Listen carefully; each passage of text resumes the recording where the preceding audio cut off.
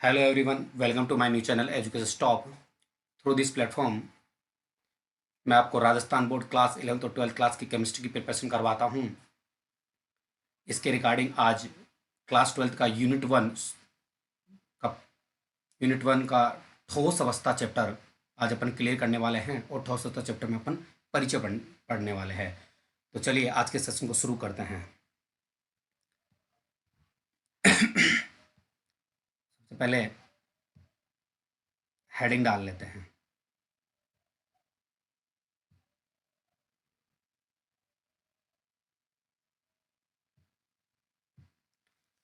Heading डाल लेते हैं। एक सेकेंड।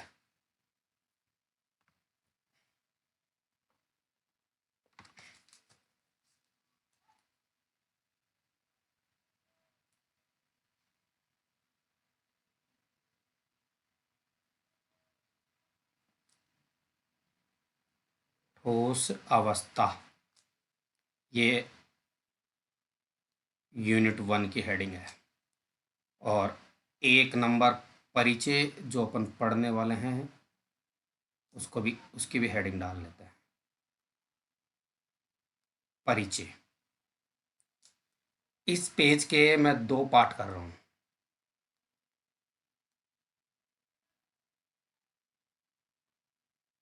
आज ही समझ लीजिए, ये वाला जो पार्ट है वो नोट्स कॉर्नर है रहेगा। नोट्स कॉर्नर रहेगा। और ये वाला जो पार्ट है वो एक्सप्लेनेशन कॉर्नर रहेगा। बार बार बताने की ज़रूरत नहीं पड़नी चाहिए। ये एक्सप्लेनेशन कॉर्नर रहेगा और ये नोट्स कॉर्नर रहेगा। इधर मैं समझाऊंगा आपको चीज़ें, इधर नोट्स लिखाऊंगा जो कि आपको नोट्स कॉपी में लिखने हैं। इधर वाली चीज़ें आपको नोट्स कॉपी में लिखनी है। बाकी इधर वाला कुछ भी आपको नोट्स कॉपी में नहीं लिखना है। इस साइड वाला नोट्स कॉपी में कुछ भी नहीं लिखना है। इधर वाला ही आपको नोट्स कॉपी में लिखना है। चलिए स्टार्ट करते हैं। देखिए,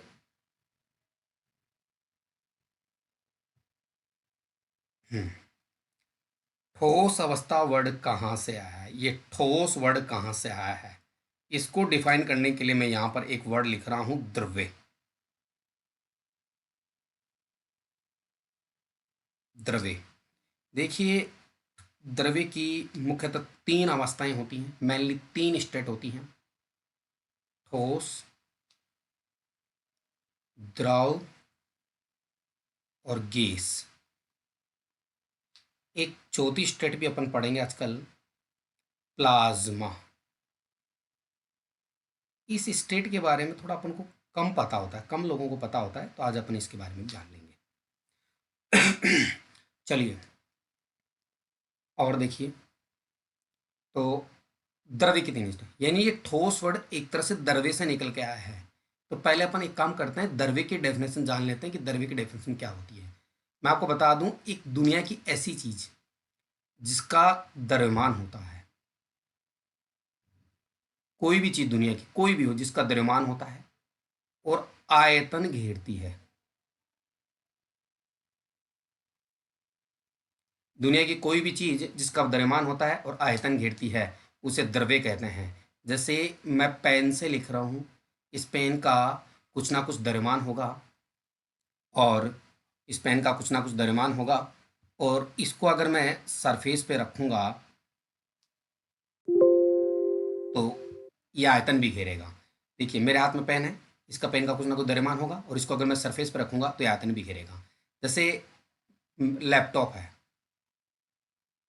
इसका भी कुछ ना कुछ द्रव्यमान है और ये भी, इसको भी सरफेस पे रखा जाएगा तो आयतन घेरेगा। इसी तरह से मेरी नोटबुक है, नोट्स कॉपी जो मेरे हाथ में है, इसका भी कुछ ना कुछ द्रव्यमान है और इसको भी अगर सरफेस रखेंगे आयतन घेरेगा। तो ये सब चीज़ें क्या है, द्रव्य। इस दुनिया में जो भी कुछ दिखाई दे रहा है वो सब द्रव्य है, क्योंकि सबका द्रव्यमान है और सब आयतन घेर रहे हैं इस तरह से। तो देखिए द्रव्य की डेफिनेशन क्या होगी, इसको पहले अपन द्रव्य की डेफिनेशन को लिख लेते हैं। वह थोड़ा सा, एक बार थोड़ा गलती हो गया, इसको इरेज कर लेते हैं एक बार। थोड़ा ऑनलाइन प्लेटफॉर्म पे मैं नया हूँ तो ऐसी छोटी छोटी मिस्टेक्स मुझसे हो जाती हैं। धीरे धीरे सुधार होता रहेगा। इसको एक बार हटा देता हूँ। देखिए आप फिर से इस द्रव्य की डेफिनेशन, वह वस्तु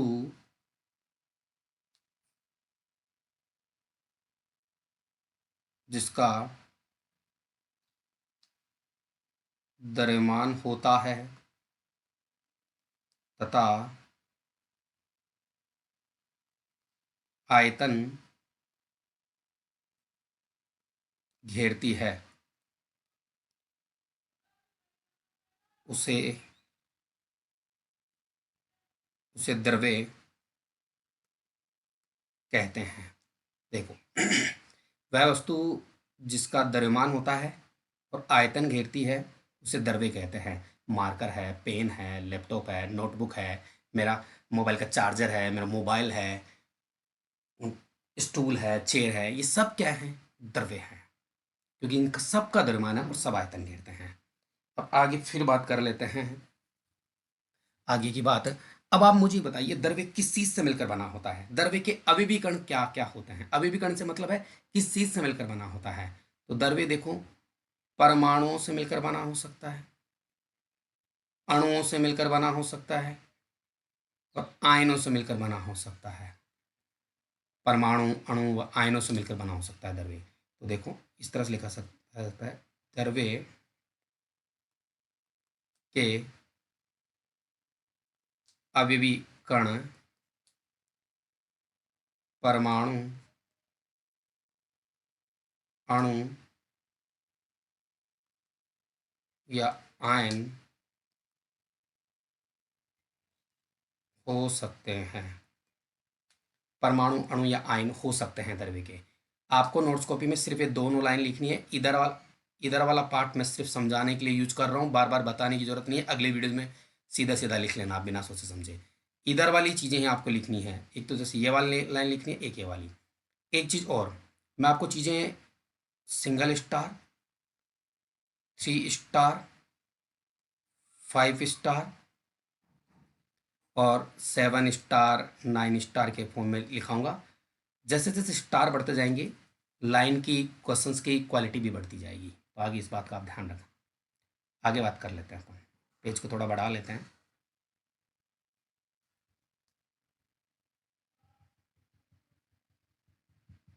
अब देखिए द्रव्य की बात हो गई है। अब एक छोटी सी यहीं पे देख लो एक बार आप। अब आप मुझे एक बात बताओ, ये जो ठोस है, ये वाला ठोस, ये द्रव्य से निकल के आया है। तो ठोस की डेफिनेशन लिख लेते हैं। ठोस की डेफिनेशन क्या होगी, यानी एक तरह से ठोस अवस्था की डेफिनेशन क्या होगी, उसको एक बार अपन सीख लेते हैं। थोड़ा सा देखें, आगे देखिए आप, मैं ठोस द्रव्य गैस के बारे में थोड़ा सा बताता हूँ आपको। पेज, ये देखो पेज को भी बढ़ा लेते हैं अपन थोड़ा। ये देखिए पेज को बढ़ा लिया अपन। अब एक एक चीज़ के बारे में देखना। यहाँ पर ये ठोस आपका,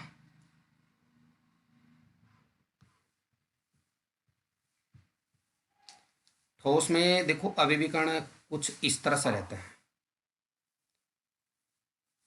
इस तरह से अविवीकरण एक दूसरे से जुड़े हुए रहते हैं, संपर्कित होते हैं, संपर्कित होते हैं इस तरह से संपर्कित होते हैं। यानी ठोसों में जो अविवीकरण है वो समीपस्थ होते हैं, और दूसरी चीज संपर्कित होते हैं, संपर्कित होते हैं। समीपस्थ होते हैं, संपर्क, थोड़ा क्या कई बार लिखने में दिक्कत हो जाती है, जैसे समीपस्थ सही नहीं लिखा, संपर्कित, तो थोड़ा मैं जो बोल रहा हूँ उसको समझना। संपर्कित तो समीपस्थ होता है, मतलब कहीं इधर उधर जाता नहीं है, गति नहीं करते हैं। मतलब ठोसों में जो अविवीकरण है वो गति नहीं करते हैं। गति नहीं करने के कारण इनका आकार व आकार व आयतन निश्चित होता है। इनका आकार वह आयतन निश्चित होता है। किसका? ठोसों का आकार व आयतन निश्चित होता है। अब मैं बात कर लेता हूँ एक बार द्रव की भी।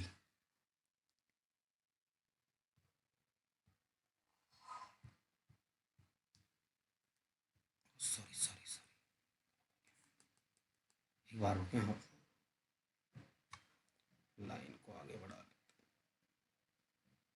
हैं। अब बात कर लेते हैं अपन एक तरह से दारू की, कि दारू में क्या है, इसकी बात कर लेते हैं अपन। देखिए, दारुओं में जो मॉलिक्यूल होते हैं वो ठोसों की अपेक्षा एज कंपेयर टू सॉलिड थोड़े दूर होते हैं। दरों में जो अवयवी कण होते हैं वो ठोसों की तुलना में थोड़े थोड़े दूर होते हैं। ठीक है, इस तरह से दूर दूर होते हैं, मतलब और बना लेते हैं एक लाइन, इस तरह से दूर दूर होते हैं।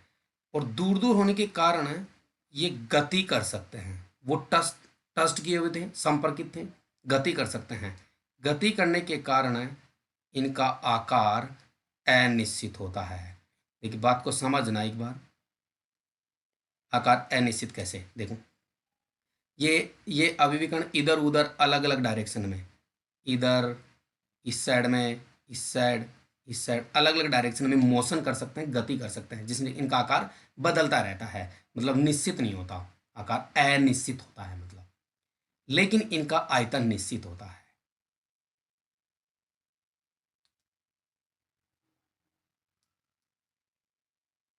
आयतन निश्चित होता है कैसे?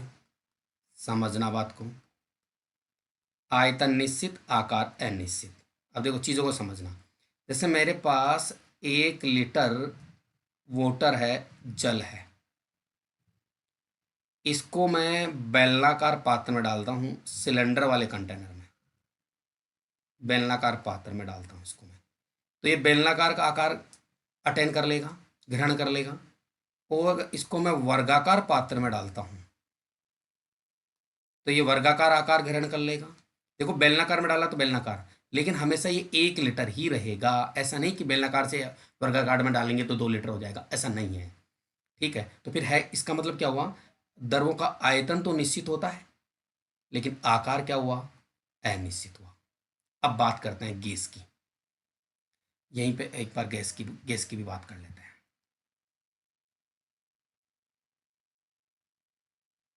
गैस की बात कर लेते हैं।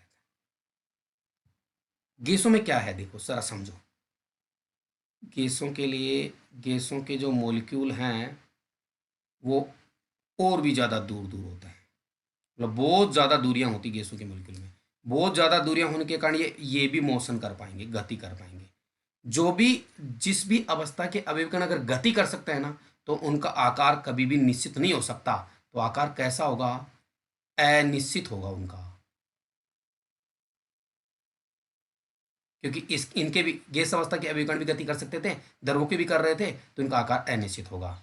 और एक विशेष बात, इनका आयतन भी अनिश्चित होता है। यानी गैसों की तो दोनों चीजें ही अनिश्चित होती हैं। थोड़ा मैं पेज को बढ़ा लेता हूं।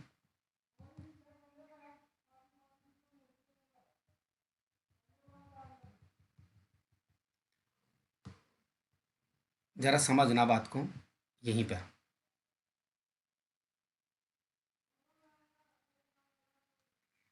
इनका आयतन व आकार क्या होता है? अनिश्चित होता है। गैसों का दोनों ही अनिश्चित होते हैं। अब दोनों चीज़ों को समझना एक बार, बहुत ही एक आसान एग्जाम्पल लूंगा, उससे सब कुछ समझ आ जाएगा। मान लो मेरे पास एक बेलनाकार पात्र है, बेलनाकार पात्र जिसका आयतन है 5000 मीटर क्यूब, आयतन घन घन मीटर मतलब।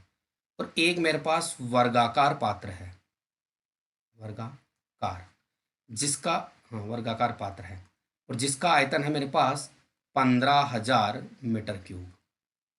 अगर मान लो और मेरे पास है 5 litre O2 gas, 5 litre dioxygen gas है, 5 लीटर, इधर लगा देते हैं लीटर को, O2 गैस है। अगर आप इस गैस को अगर इस बेलनाकार पात्र में डालेंगे ना, तो ये बेलनाकार आकार ग्रहण कर लेगी। और दूसरी चीज, 5,000 घन मीटर या मीटर क्यूब इसका आयतन हो जाएगा। इसी सेम गैस को, इसी गैस को अगर वर्गाकार वाले पात्र में डालेंगे तो ये वर्गाकार आकार ग्रहण कर लेगी और इसका आयतन 15,000 घन मीटर हो जाएगा, 15,000 मीटर क्यूब हो जाएगा। यानी पात्र के हिसाब से आयतन हो जाएगा, पात्र के हिसाब से आकार हो जाएगा। यानी इनके आयतन और आकार दोनों ही अनिश्चित होते हैं। यानी गैसों को जिस पात्र में डाला जाता है उसी का तो आकार और उसी का आयतन घेर लेती हैं। अब देखिए प्लाज्मा के बारे में थोड़ी देर बाद। अब देखिए अपन ने 3 चीजें पढ़ी, पहले ठोस के बारे में, फिर गैस के बारे में। ठोसों का तो क्या हुआ, आकार व आयतन निश्चित हुआ। गैसों का ठोसों का तो और द्रवों का आकार तो अनिश्चित हुआ और आयतन क्या हुआ, निश्चित हुआ। और गैसों में क्या हुआ, आकार व आयतन दोनों अनिश्चित हुआ। तो इसके बिहाफ पर अपन एक डेफिनेशन लिख सकते हैं ठोसों के लिए, जो नोट्स कॉर्नर में लिखेंगे इस साइड में।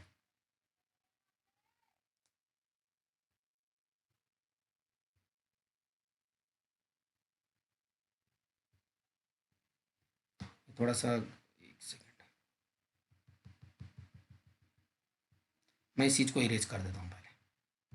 ये केवल आपको समझाने के लिए था बस, ये वाली चीज।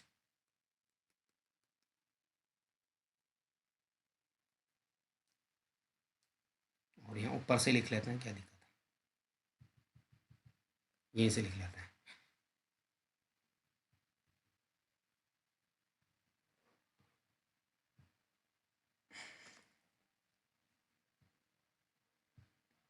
जरा समझना बात को, क्या लिखा है इसमें। ठोस अवस्था की डेफिनेशन,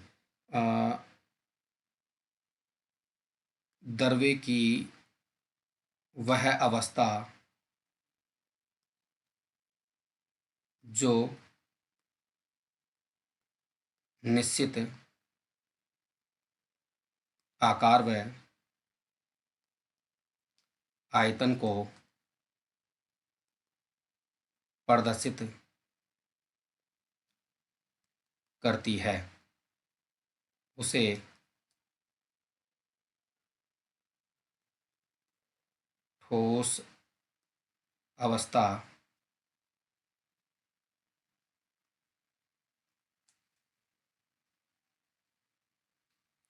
उसे ठोस अवस्था कहते हैं। निश्चित आकार व आयतन को प्रदर्शित करती है उसे ठोस अवस्था कहते हैं। अब देखो ये डेफिनेशन ठोस अवस्था के लिए, द्रव्य की वह अवस्था जो, थोड़ा सा कलर चेंज कर लेता हूँ, सॉरी सॉरी सॉरी, इसमें से कलर चेंज कर लेता हूँ। द्रव्य की वह अवस्था जो निश्चित आकार व आयतन को प्रदर्शित करती है उसे ठोस अवस्था कहते हैं।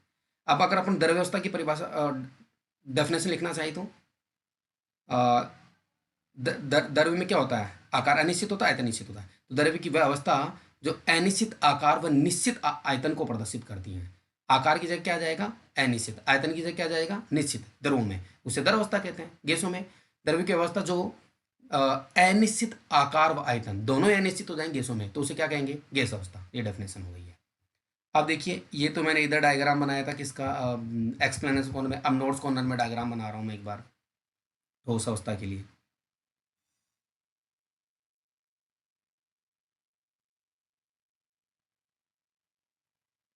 देखो अभिविकर्ण इस तरह से बताना, इसमें ऐसे इस तरह से पास पास जुड़े संपर्कित होते हैं, कांटेक्ट में रहते हैं अभिविकर्ण। कॉन्स्टिट्यूएंट पार्टिकल बोलते हैं इनको। इस तरह से आप थोड़ा अच्छे से बना लेना और बुक में भी देख लेना। ये क्या थोड़ा लिखने में मैं अच्छे से लिख नहीं पा रहा हूँ, ये इस असुविधा के लिए मैं क्षमा चाहता हूँ आप लोगों से।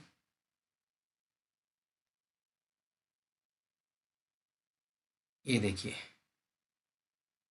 Do good have good diagram तैयार है, देखिए। और इसको अपन इस तरह से बता सकते हैं, ये अभिविकर्ण है, अभिविकर्ण यानी परमाणु, अणु या आयन हो सकते हैं। ये बस इतना काफ़ी है इसमें। अब आगे अपन बात करेंगे, ये तो देखो ठोस अवस्था की बात हो गई, ज़्यादा बातें, इतना काफ़ी है इसमें। अब इतना होने के बाद में मैं थोड़ा प्लाज्मा के बारे में बता देता हूँ आपको, प्लाज्मा क्या होती है।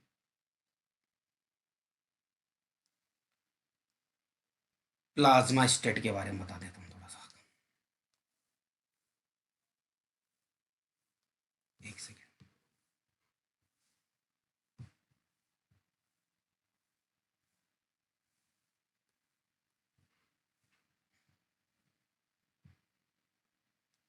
प्लाज्मा के बारे में, प्लाज्मा क्या चीज़ होती है, फिर उसके बाद में आगे पढ़ेंगे अपन और चीज़ों को। देखिए समझो, ये गैसों के मॉलिक्यूल हैं। ध्यान देना, प्लाज्मा वर्ड कहाँ से निकला है, सॉरी, ये गैसों के मॉलिक्यूल है मान लो। इनको उच्च ताप दिया जाए या फिर उच्च वोल्टता दी जाए, उच्च ताप या उच्च वोल्टता, तो जैसे मान लो गैस के एक मॉलिक्यूल बाहर निकाल लिया मैंने, इन गैस के मॉलिक्यूल से इलेक्ट्रॉन रिप्ड अवे हो जाते हैं, बाहर निकल जाते हैं इलेक्ट्रॉन्स। कहाँ से, इस एटम से बाहर आ जाएंगे, और एटम से जैसे ही बाहर आ जाएंगे एक रंगीन वातावरण देखने को मिलता है आप लोगों को। मेरी बात क्या समझे, ये गैसों के मॉलिक्यूल हैं, इनको उच्च ताप या उच्च वोल्टता दी जाए तो इन मॉलिक्यूल से इलेक्ट्रॉन बाहर आ जाएंगे, निष्कासित हो जाएंगे, और एक रंगीन वातावरण देखने को मिलेगा।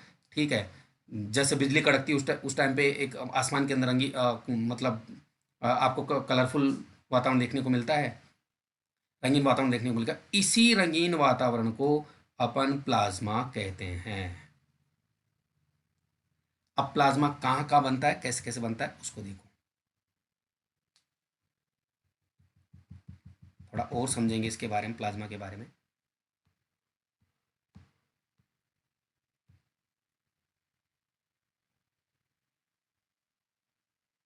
देखेंगे प्लाज्मा सूर्य पर बनता है।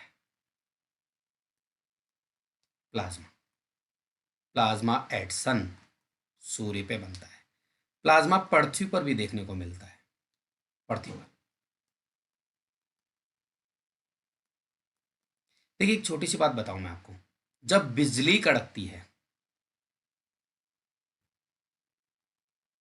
लाइटनिंग होती है, कड़क बिजली कड़कती है, उस समय बादल एक दूसरे से टकराते हैं, स्ट्राइक करते हैं, एक दूसरे से टकराते हैं। तो घर्षण के कारण उच्च वोल्टता उत्पन्न होती है।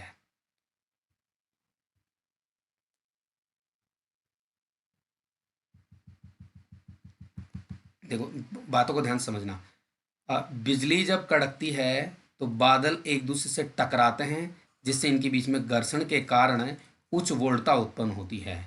इस उच्च वोल्टता से आसपास की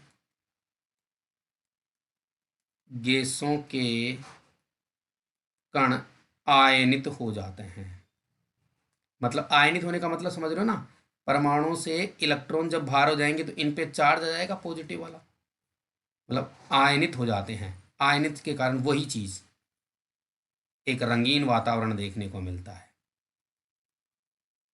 इसलिए बिजली बिजली रंगीन होती है, कलरफुल होती है, रेड येलो टाइप का इस तरह से दिखाई देती है। मतलब इसी को अपन क्या बोलते हैं, प्लाज्मा बोलते हैं।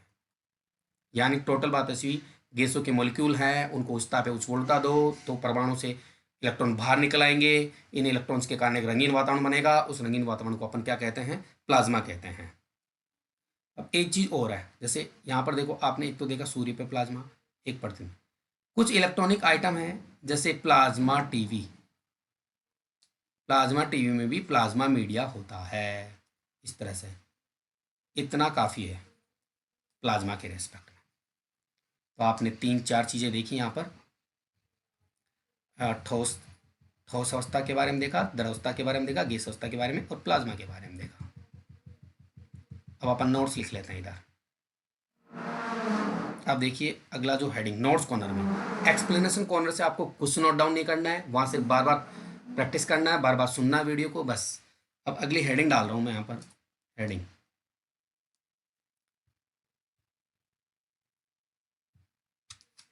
ठोसों के अभिलाक्षणिक गुण, अगली हेडिंग है ठोसों के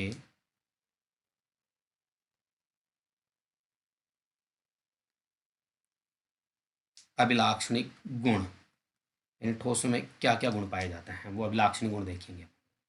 मतलब 1 नंबर हेडिंग में एक छोटी हेडिंग लगाई अपन ने। पहला स्टार, इनका आकार, आयतन व द्रव्यमान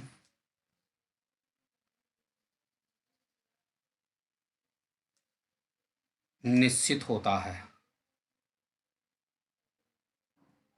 इनका इनका आकार, आयतन और द्रव्यमान क्या होता है? निश्चित। ये पहली हेडिंग है। अब आप खुद देखिए ठोसों के जो ये अभिविकर्ण देखो आप, इनके बीच ये बिल्कुल पास पास में है, बिल्कुल पास पास में। इसका मतलब इन इन अभिविकर्णों के बीच में आकर्षण बल बिल्कुल परबल है, जबकि गैस दरों में थोड़े से दूर थे, गैसों में और ज़्यादा दूर थे, यानी उनमें आकर्षण बल कम होता गया था। तो इसका मतलब ये हुआ इनमें अगली लाइन लिखी जा सकती है, इनमें परबल अंतरा आणविक आकर्षण बल उपस्थित होता है। ये थोड़ा गलत लिख गया, अंतराणविक आकर्षण बल उपस्थित होता है। अब आगे देखिए, दो दो दो पॉइंट हो गए हैं अभिलाक्षणिक गुणों में। तीसरा पॉइंट देखिए आप, तीसरा पॉइंट क्या है?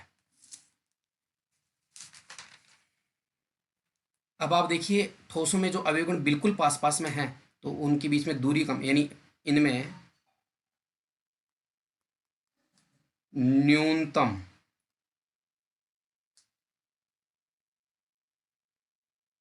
अंतरा आणविक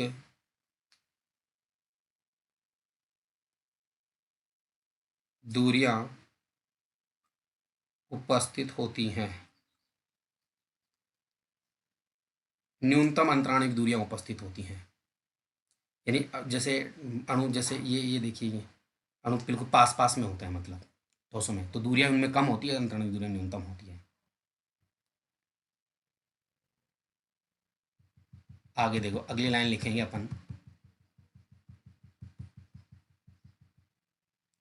नेक्स्ट लाइन है एक, इनमें अब देखिए ठोसों के, जैसे जैसे मान लो मेरे हाथ में मार्कर है, डस्टर है, बोर्ड है, लैपटॉप है, नोटबुक है, इनको आप ऐसे ही तोड़ मरोड़ नहीं कर सकते, यानी इनमें न्यूनतम लचीलापन होता है। जबकि द्रव में और गैसों में लचीलापन पाया जाता है, इनमें लचीलापन कम होता है, होता तो है, न्यूनतम होता है।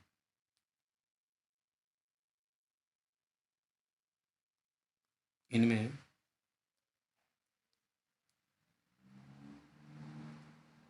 न्यूनतम लचीलापन पाया जाता है, न्यूनतम लचीलापन पाया जाता है। दूसरा है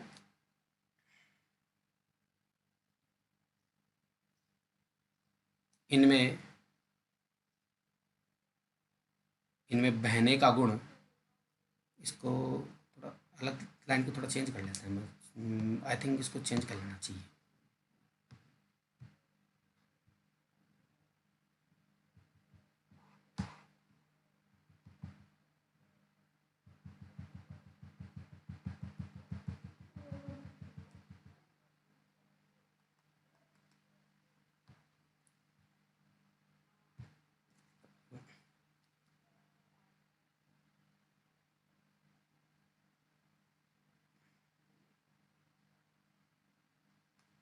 ऐसे लिख देते, पहले जैसा लिख देते हैं, इनमें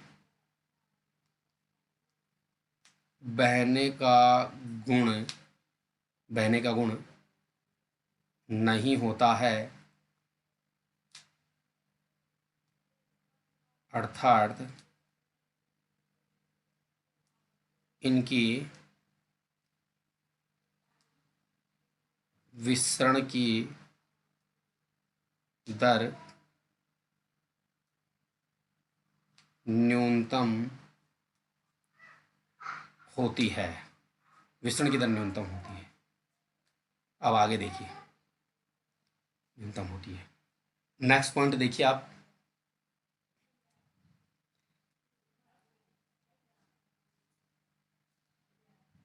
इन इनका गलनांक व का उत्थानांक उच्च होता है।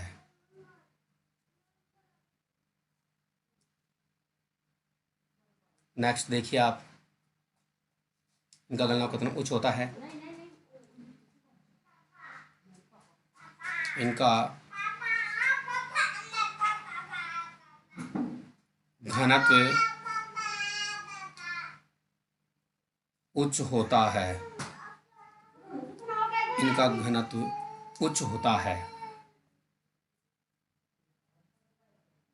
इनका घनत्व उच्च होता है।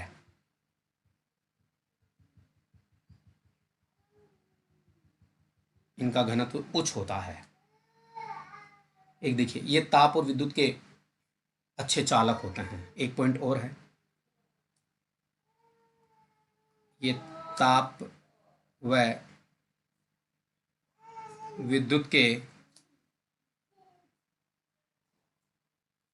अच्छे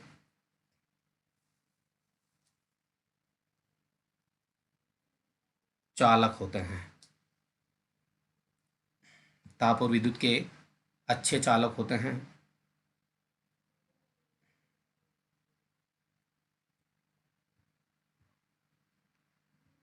इसके बाद में देखो आगे के एक दो पॉइंट और हैं, उनको भी एक बार अपन कर लेते हैं।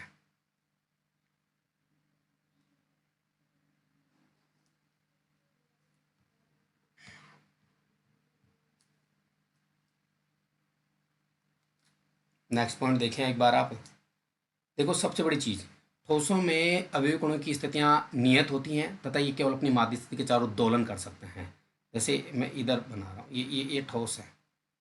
देख समझना एक बार बात को, ये बिल्कुल कांटेक्ट में किए हुए हैं अवयवी कण, ध्यान देना।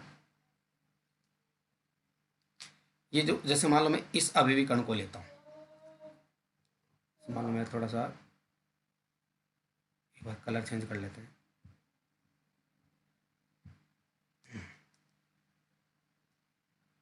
जैसे इस अवयवी कण को लेते हैं, मान लो इस अवयवी कण को अगर इधर से स्ट्राइक किया जाएगा तो ये इस वाले को टक्कर मारेगा। इधर से स्ट्राइक किया जाएगा तो ये वाला ग्रीन वाला अवयवी कण इसको टक्कर मारेगा। ऊपर से करेंगे तो नीचे वाले नीचे टक्कर मारेगा। इधर से मारेंगे तो ये इस साइड टक्कर मारेगा। यानी कुल मिला के टक्कर मारने से इनमें कंपन उत्पन्न होते हैं। देखो देखो मैं एक आवाज़ सुना रहा हूँ, मार्कर से मैं नोटबुक को मार रहा हूँ, देखो आ रही है आवाज़। यानी मैं एक ठोस पदार्थ के ऊपर मार रहा हूँ तो उसके अवयवकों पे स्ट्राइक कर रहा हूँ तो एक अवयवकोण दूसरे अवयवकोण को टक्कर मार रहा है, जिससे ये आवाज़ आ रही है। इस आवाज़ को अपन कंपन बोलते हैं। देखो ये आवाज़ देखो ऐसे आ रही है, देखो आ रही है आवाज़, इसको कंपन बोलते हैं। तो मतलब ठोसों के अवयवकों की स्थितियां नियत होती है, फिक्स होती हैं स्थितियां। अवयवकोण दूसरी जगह नहीं जाएंगे, एक जगह रहेंगे, लेकिन वो अपनी माध्य स्थिति के चारों दोलन करेंगे, इधर उधर एक दूसरे को टक्कर मारेंगे। ठीक है, तो इससे इससे एक रिजल्ट निकलता है कि ठोसों में कठोरता पाई जाती है, वो दबते नहीं है, कठोरता पाई जाती है। तो इसके लिए एक लाइन लिख रहा हूं मैं,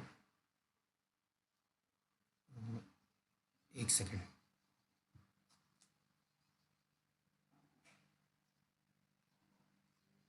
ठोसों में अवयवी कणों की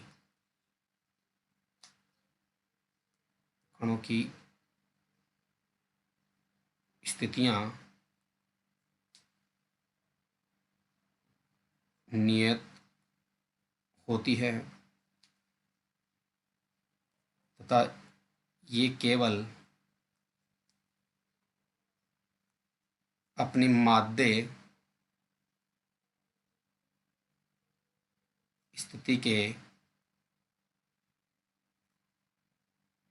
चारों ओर दोलन कर सकते हैं। अतः इनमें कठोरता पाई जाती है, ठोसों में कठोरता पाई जाती है। अब इस टॉपिक के रिगार्डिंग मैं आपको 2-3 क्वेश्चन और कराऊंगा। आज के वीडियो में अपन ने क्या पढ़ा इसको मैं एक बार शॉर्ट में रिवाइज करा देता हूं आपको।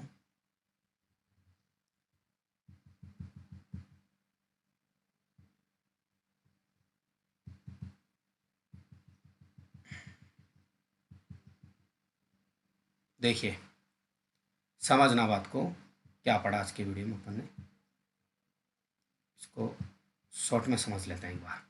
देखो, सबसे पहले आपने पढ़ा कि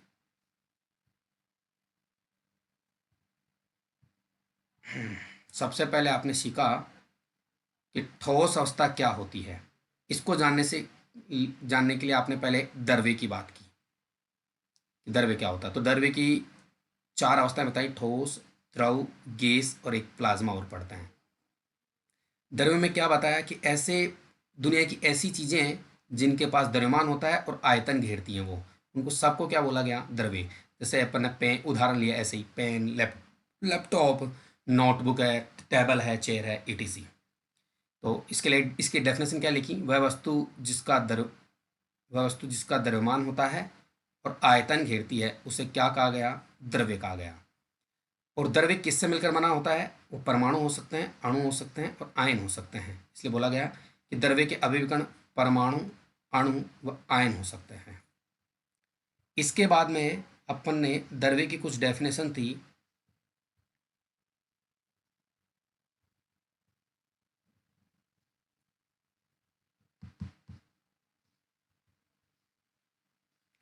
उनको जान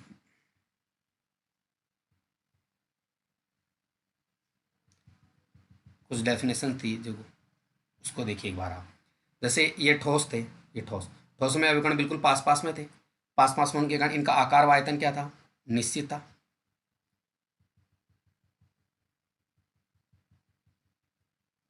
देखिए, ठोसों का जो आकार व आयतन क्या था, निश्चित। इसके भी आप एक डेफिनेशन बता दें कि द्रव्य की व्यवस्था जो निश्चित आकार को और आयतन को प्रदर्शित करती है उसे ठोस अवस्था कहते हैं। ये बात आपने कंफर्म की। अब समझना बात को। अ, अपन द्रवावस्था के लिए डेफिनेशन लिख सकते हैं, बस उसमें क्या करना पड़ेगा, अनिश्चित आकार व निश्चित आयतन करना पड़ेगा। और गैस के लिए अनिश्चित आकार व आयतन को प्रदर्शित करती है, दोनों को अनिश्चित बताना है गैस के लिए, वहां पर बस यहाँ पर गैस अवस्था जाएगा। तीनों की डेफिनेशन लिखी जा सकती है। और एक डायग्राम बना दिया नोट्स कॉर्नर के अंदर, अभिविकर्ण। आपको इस साइड वाला ही नोट्स कॉपी में नोट करना है। ये वाला फेयर को एक्सप्लेनेशन कॉर्नर है, एक तरह से रफ है, इसको नोट डाउन नहीं करना है। इस साइड समझना है सिर्फ आपको चीज़ों को। अब आगे देखिए आप।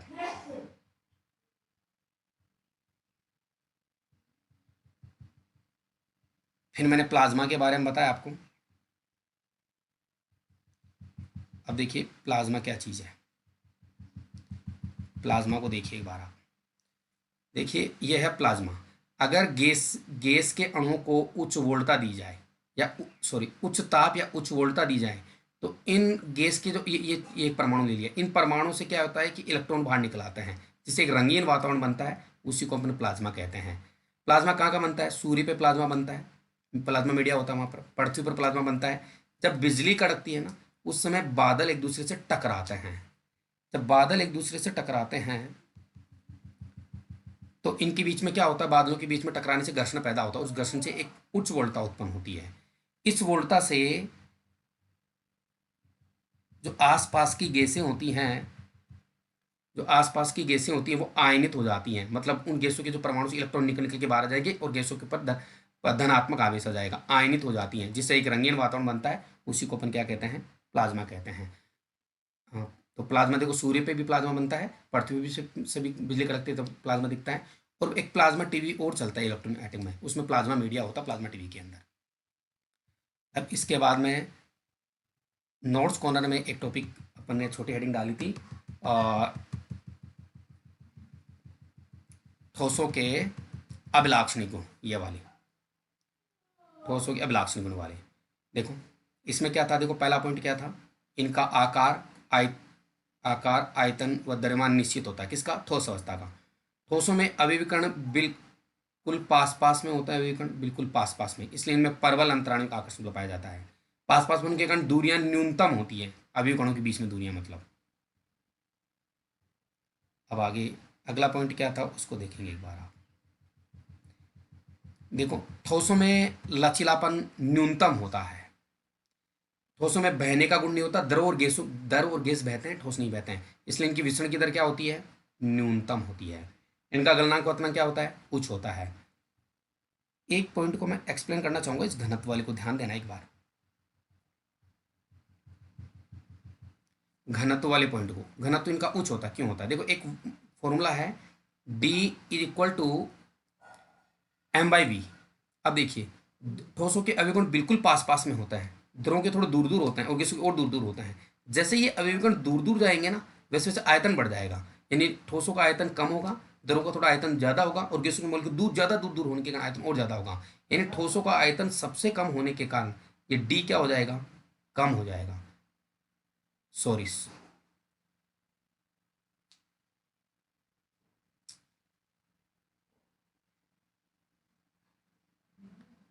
ये क्या, अच्छा सॉरी, बताने में थोड़ा दिक्कत हो गया। देखो ये v क्या हो जाएगा, कम हो जाएगा, और v कम होने के कारण d क्या हो जाएगा, बढ़ जाएगा। v कम हो जाएगा, ठोसों का आयतन सबसे कम रहेगा द्रव और गैसों की तुलना में, इसलिए इनका d क्या हो जाएगा, बढ़ जाएगा, यानी इनका उच्च घनत्व होता है। थोड़ा लाइन बताने में थोड़ा कंफ्यूज हो गया। ये ताप और विद्युत के अच्छे चालक होते हैं।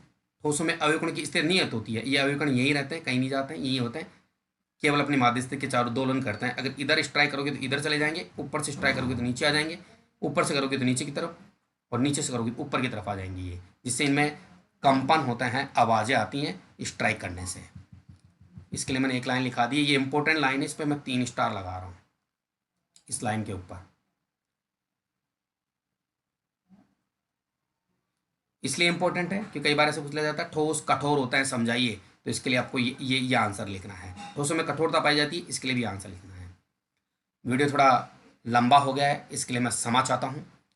आज के लिए इस वीडियो में इतना ही रखेंगे। अगले वीडियो में आपको 3 क्वेश्चन कराऊंगा इस टॉपिक के रिगार्डिंग, उसके बाद में फिर नया सेकंड टॉपिक शुरू करेंगे। ये फर्स्ट टॉपिक परिचय वाला पूरा हो गया है। If you like this video, share more and more and like it also. Thanks for watching.